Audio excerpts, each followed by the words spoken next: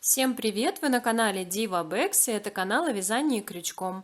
И сегодня мастер-класс по вот этой стильной летней сумке. Связана она интересным узором, называется он косые галочки. Здесь укрепленная донышко и вот такие необычные деревянные ручки из массива ясеня. Размеры в сложенном состоянии по верхней части 36 сантиметров. По донышку максимальная ширина 11,5 сантиметров. Высота вязаной части без ручек 25 сантиметров, с учетом ручек 33 сантиметра. Такая сумочка станет вашей любимой спутницей этим летом. Вязать я буду из полиэфирного шнура фирмы Шармель. Вот у меня не вскрытая упаковка, шнур приходит вот в такой пленке. Здесь на этикетке заявлено, что это полиэфирный шнур, 4 мм диаметр. В этой бобине 200 метров, здесь 100 метров. Рекомендуемый размер крючка 5-7, спиц 8-10. Цвет у меня крем. Что из себя представляет этот шнур? Это вот такой круглый в сечении полиэфирный шнур. Он немного пружинит при растяжении. Тактильно очень приятный, красиво ложится в изделие. Ссылку на магазин, где заказываю такой шнур, оставлю в описании под видео. И там же пропишу промокод на скидку 5%. Расход на мою сумку около 250-260 метров такого шнура. Ручки у меня вот такие, деревянные, с моим фирменным логотипом. В описании под видео оставлю также инстаграм-профиль, где заказывала такие ручки. У вас могут быть и другие ручки, не обязательно, как у меня. Выбирайте на свой вкус. Из инструментов нам понадобится основной крючок 4,5, вспомогательный крючок 3,5, ножницы, иголочка с толстым ушком для трикотажной пряжи, маркеры для вязания и зажигалка, так как работать будем с полиэфирным шнуром. Теперь переходим к вязанию. Начинаем вязание с донышка. Дно будет прямоугольной формы с мягкими скругленными углами. Ряды будем закрывать моим любимым способом — хвостиком, поэтому изначально необходимо оставить длинный хвостик, примерно метр. Отмеряем метр и с этого места начинаем вязание. Располагаем нить на пальцах вот таким образом. Вот эта нить идет к мотку, а вот эта нить хвостик. Берем крючок, заводим его вот так, перекрещиваем, подхватываем рабочую нить и вот в эту петлю вытягиваем. Получился узелок. Вот он. Мы его не считаем и набираем 19 воздушных петель. Подхватываем рабочую нить, протягиваем через петлю на крючке.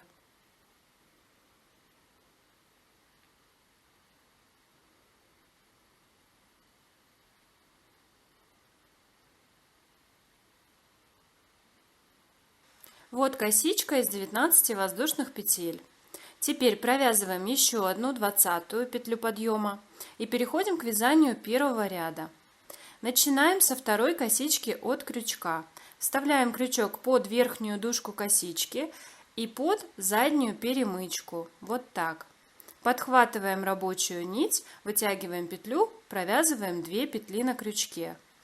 Вот получился первый столбик без накида. Теперь под вторую верхнюю дужку косички и под заднюю перемычку.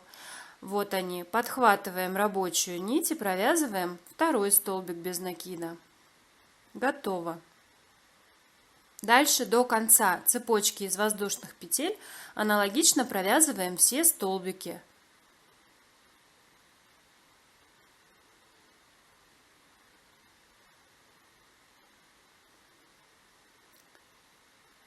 Получается вот так.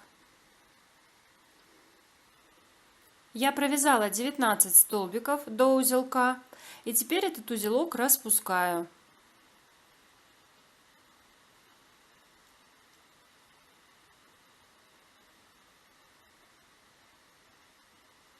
Чуть-чуть подтягиваю петлю, и вот в это последнее отверстие необходимо сделать разворот. чтобы обвязать цепочку из воздушных петель в обратном направлении. Провяжем в это последнее отверстие еще 2 столбика. Вставляем крючок, подхватываем рабочую нить, хвостик при этом остается у нас слева. И провязываем 2 столбика. Первый и второй. Готово. Теперь тянем за хвостик, плотно затягиваем вот это отверстие, чтобы здесь не было дырочки. Дальше вязать будем вот за эти дужки-косички оставшиеся. Хвостик при этом я буду прокладывать внутри вязания. Под первую дужку косички вот сюда вставляю крючок, здесь у меня туговато. Вот так. Хвостик кладу сверху дужки косички, подхватываю рабочую нить, провязываю столбик. Вот таким образом. Точно так же дальше под следующую дужку вставляю крючок, хвостик снова кладу сверху дужки, подхватываю рабочую нить, провязываю следующий столбик. Аналогично провязываем до последней дужки косички в этом направлении. Вот так. Я дошла до конца ряда, и у меня осталась вот эта последняя дужка косички. Но здесь нам точно так же необходимо сформировать разворот, как и здесь. То есть в это последнее отверстие также должно быть провязано 3 столбика. За первый столбик принимаем вот эту 20-ю воздушную петлю подъема. За второй столбик первый столбик, провязанный в этом ряду. И получается, нам осталось провязать всего 1/3 столбик и закрыть ряд хвостиком. Поэтому провязываем следующим образом. Вставляем крючок под последнюю дужку косички. Внутри прокладываем хвостик, подхватываем рабочую нить и провязываем 2 петли на крючке уже не рабочей нитью, а вот этим хвостиком. Подхватываем хвостик, провязываем 2 петли на крючке и вытягиваем хвостик наружу. Теперь необходимо замкнуть ряд, то есть сформировать последнюю косичку. Находим вот эту первую горизонтальную косичку в ряду, вставляем крючок с изнанки под 2 ее дужки, подхватываем хвостик и выводим его на изнанку. Дальше с изнанки вставляем крючок под заднюю перемычку и в центр косички последнего столбика. Подхватываем хвостик и выводим снова на изнанку. Расправляем все нити.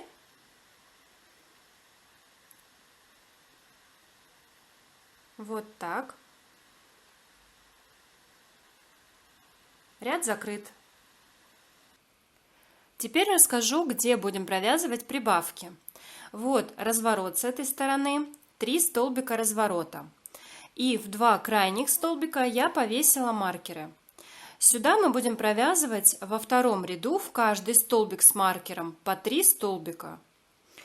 Вот в этот центральный столбик провязываем 1 столбик. Здесь точно так же. Начинаем вязание с того столбика, из которого выходит хвостик. Это сразу первый столбик разворота с маркером. Снимаем маркер и провязываем сюда 3 столбика.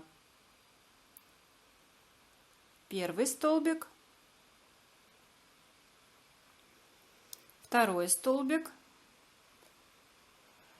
и третий столбик. Вот первая прибавка. Затем провязываем в следующий столбик 1 столбик. Это 20-я воздушная петля, здесь может быть туговато.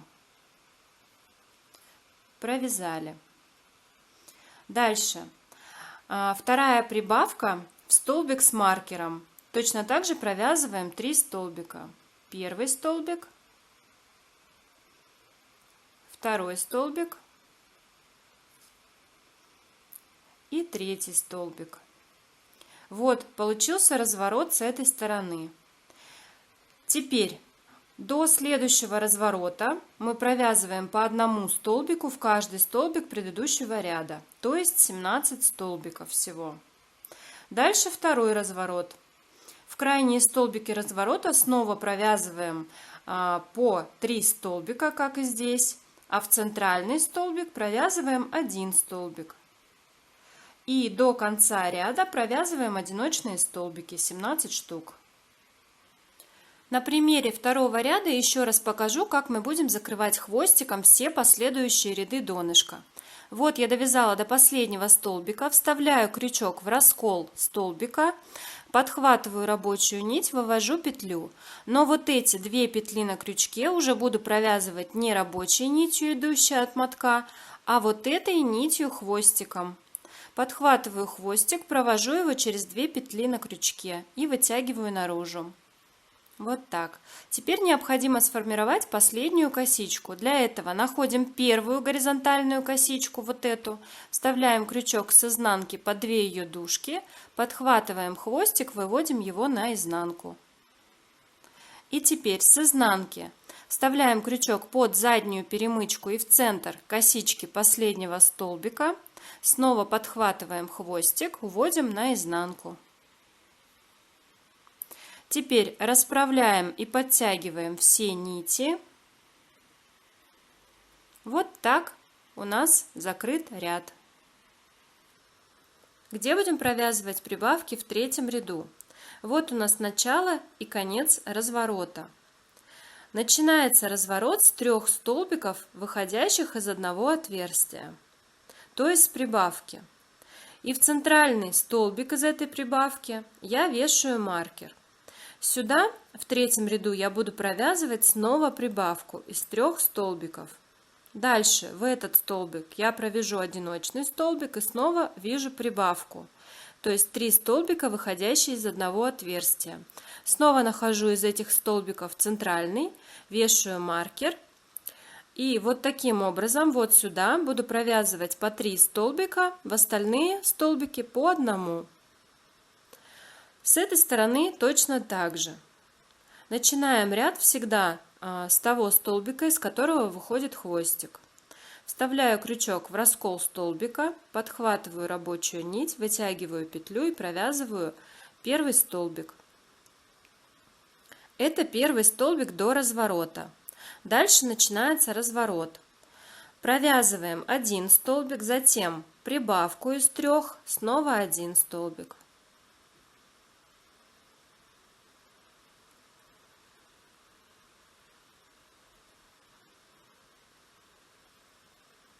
Один столбик из прибавки, второй столбик из прибавки и третий столбик из прибавки. Теперь 1, 2, 3 одиночных столбика и снова прибавка.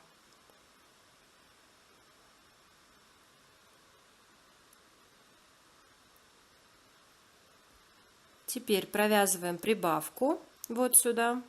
Снимаем маркер, первый столбик, второй столбик и третий столбик второй прибавки. И заканчиваем разворот одиночным столбиком вот сюда. Вот получился разворот с этой стороны. Теперь провязываем 17 столбиков до следующего разворота. И здесь точно так же.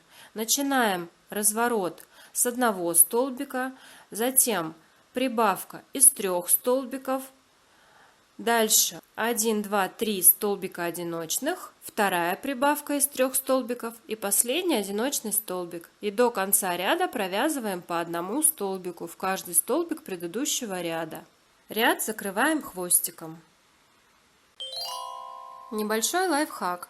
Когда вы провязываете прибавку из 3 столбиков, центральный старайтесь провязать посвободнее, потому что нам необходимо вот этот угол сделать более выразительным, более четким. В В следующем ряду в этот столбик вы будете провязывать снова прибавку из 3 столбиков. Поэтому, если он будет плотным и по размеру таким же, как соседние, он еще больше натянется и в основании образует отверстие. Вот смотрите на примере этой прибавки. Вот провязываем первый столбик, обычный, затем второй, центральный. Прям посвободнее вытягивайте вот эту петлю свободную, рыхлую. И он получается чуть крупнее, чем соседние.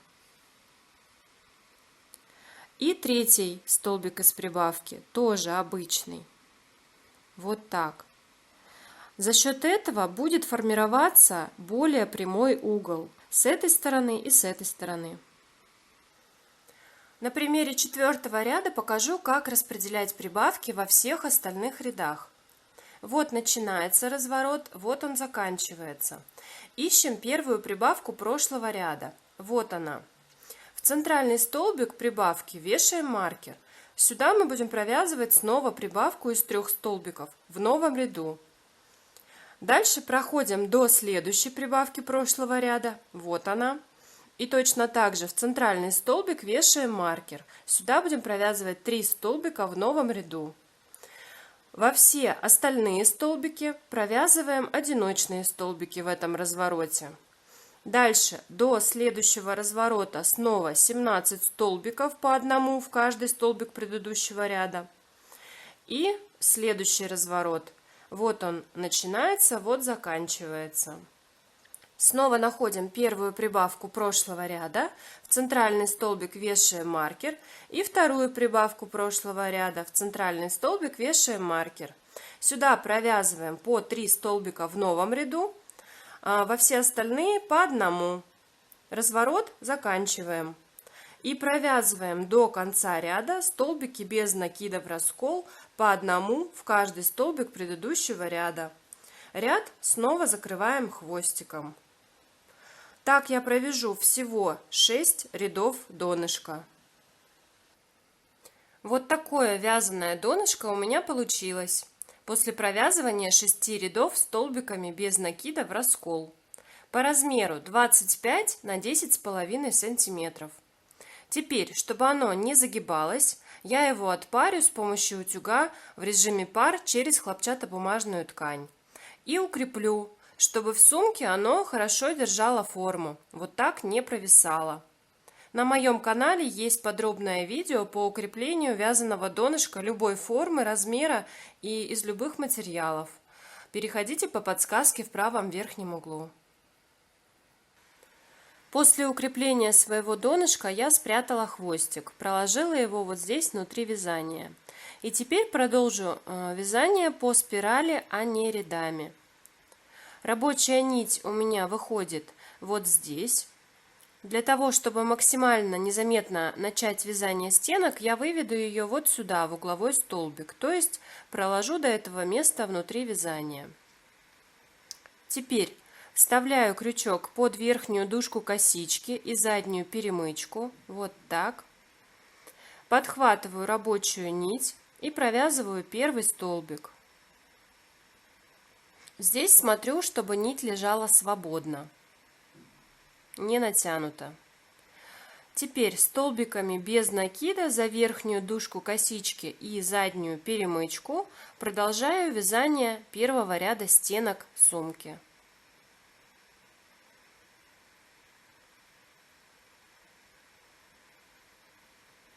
Вот так. Когда мы подходим к вот этой нити, вставляем крючок под верхнюю дужку косички и под заднюю перемычку. И не забываем вот эту нить захватывать, чтобы она оставалась внутри вязания.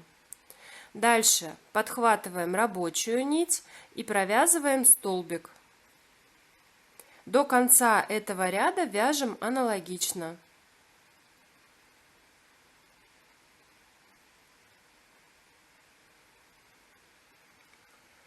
Нить остается внутри, с лица и с изнанки это практически незаметно. Вот я дошла до конца первого ряда, провязала последний столбик без накида за верхнюю дужку косички и заднюю перемычку.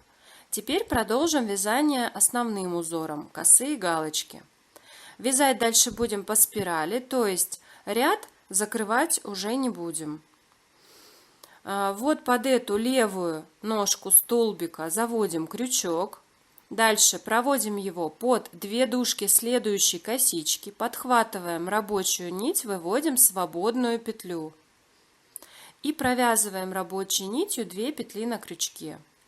Вот получилась первая косая галочка. Еще раз, под левую ножку столбика заводим крючок. Дальше проводим его под 2 дужки следующей косички, подхватываем рабочую нить, выводим свободную петлю, провязываем 2 петли на крючке. Вторая косая галочка. Опять под левую ножку столбика заводим крючок, под 2 дужки следующей косички, выводим свободную петлю, провязываем 2 петли на крючке. Вот по такому принципу вяжется этот узор.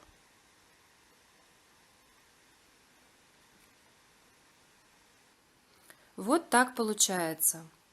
Старайтесь вот эту петлю не затягивать, чтобы она оставалась свободной, так как в следующем ряду снова будем вставлять крючок под вот эту левую ножку каждого столбика. Вяжем таким образом стенки до желаемой высоты сумки.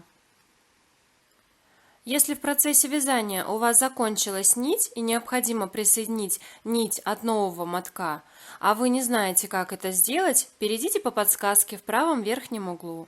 В этом видео я показываю самый простой и надежный способ соединения полиэфирного шнура с сердечником. Этот способ также подходит для полиэфирного шнура без сердечника. Итак, я подняла стенки сумочки. Всего у меня получилось 29 рядов стенок. Это примерно по высоте 25 сантиметров. Вязание стенок я начинала вот отсюда. Вот он первый ряд. Но закончила я его не вот здесь, а чуть дальше, вот здесь.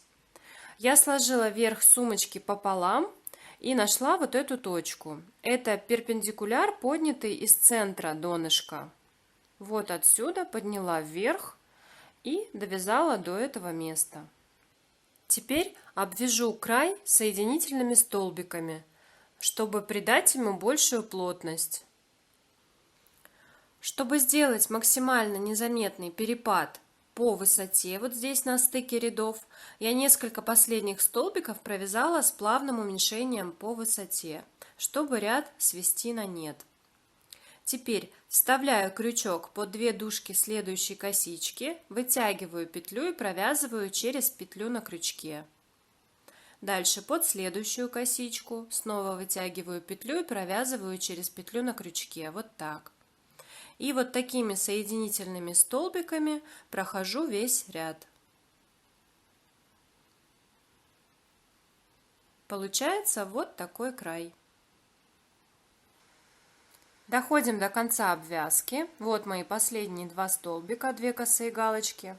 Обрезаю рабочую нить, вывожу хвостик рабочей нити наружу. Заканчиваю обвязку. Вот под эту косичку сверху вниз вставляю крючок, подхватываю хвостик рабочей нити, вывожу наверх. И теперь увожу его наизнанку.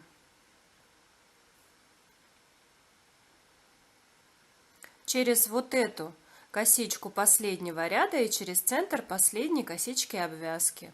Подхватываю хвостик и вывожу наизнанку. Подтягиваю и расправляю все петли. Вот так.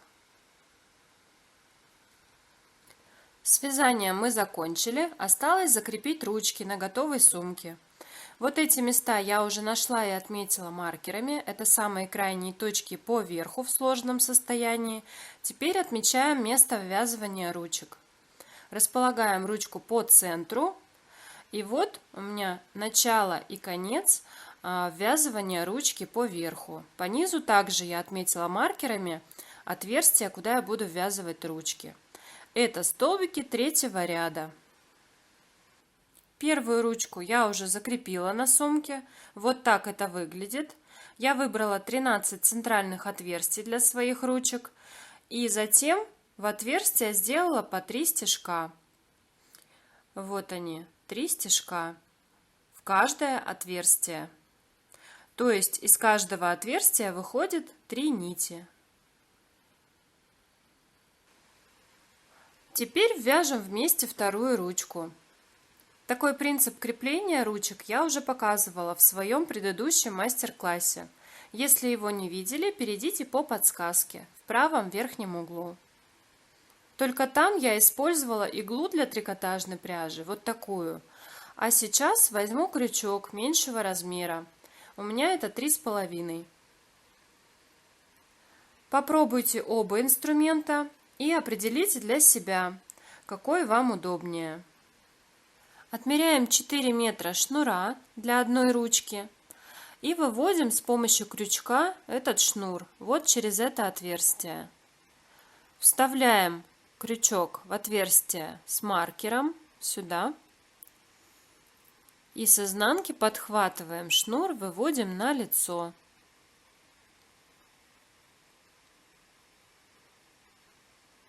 При этом оставляем хвостик примерно 40 сантиметров. Чуть позже объясню для чего.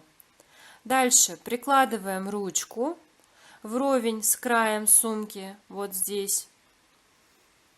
И огибаем ручку шнуром вместе с связанной частью. Вот так, сверху. Вставляем крючок в это же отверстие, левее шнура. С изнанки подхватываем шнур. Следим, чтобы он не перекручивался. И выводим в это же отверстие. Расправляем, если вдруг перекручивается шнур. Вот так получается. Снова огибаем ручку и выводим шнур опять из этого же отверстия левее предыдущего стежка. С изнанки подхватываем шнур, выводим его на лицевую сторону.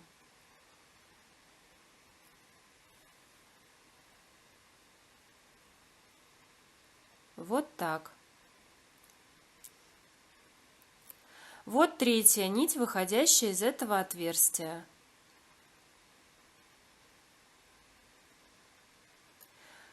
Теперь шнур уже будет выходить из следующего отверстия.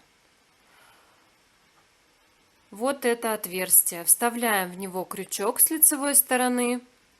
С изнанки подхватываем шнур и выводим снова на лицевую сторону.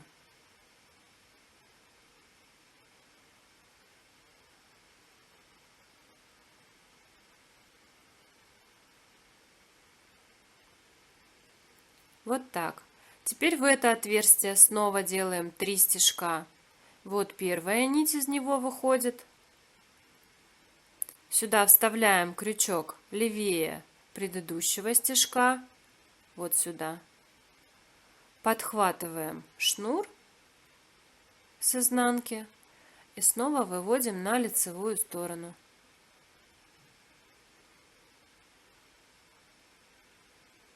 Вот.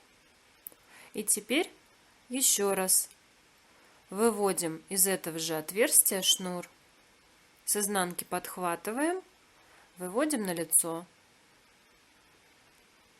Вот получается здесь 3 вот этих нити. И здесь вот эта нить третья, третий стежок. Теперь будем выводить шнур из вот этого следующего отверстия.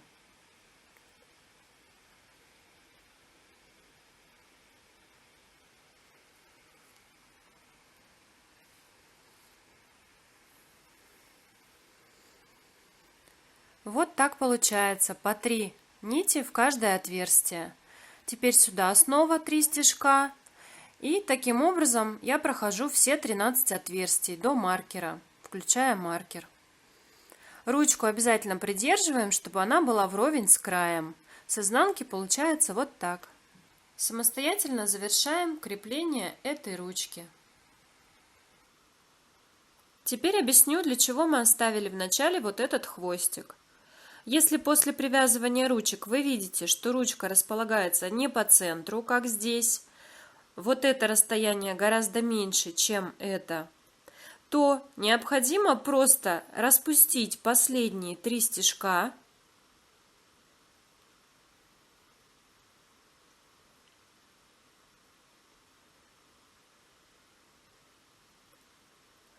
Теперь сдвинуть ручку вправо.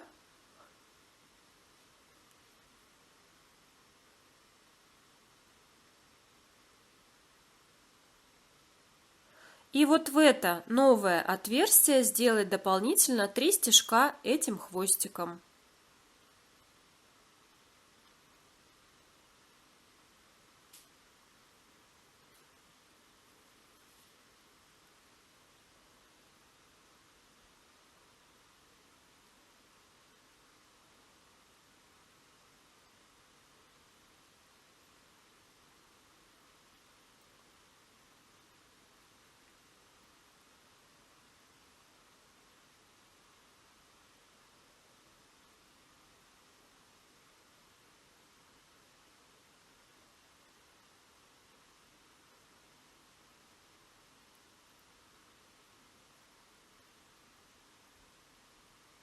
Вот так. Теперь ручка расположена строго по центру.